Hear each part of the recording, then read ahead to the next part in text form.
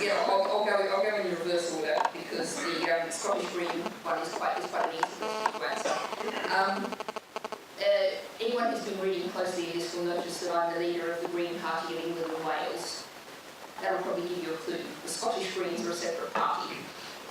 The Green Party believes in self-determination wherever it happens, wherever it needs to be decided.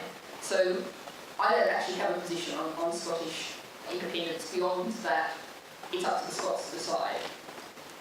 But given the fact that the Scottish Greens are backing that, and I was actually up doing some work for them in the 2011 election, and I have to say it felt like a different country to me. So I tend to be in a personal capacity quite in support of that, but we're very happy for the Scottish people to be given the opportunity to decide. Should millionaires exist? You might be surprised by my answer to this. It depends, because it depends how much money the people at the very bottom of the socio-economic ladder have.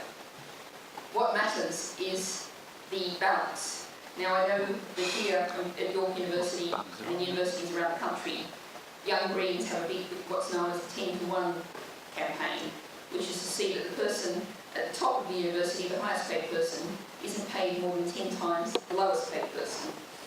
And I hear tell that here you're soon going to be appointing a new Vice-Chancellor, and there might be some rather fun and interesting campaigning to be done around that.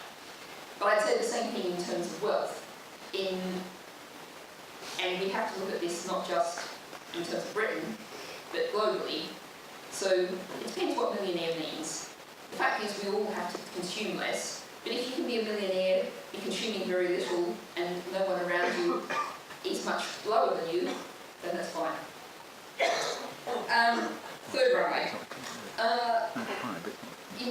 One of the things that is probably much less known than it should be is 46% of the flights that go into Heathrow are European flights. Huge numbers of those flights could and should be replaced by rail journeys. There is no argument for any increased airport capacity in the southeast of England. There's no need for it.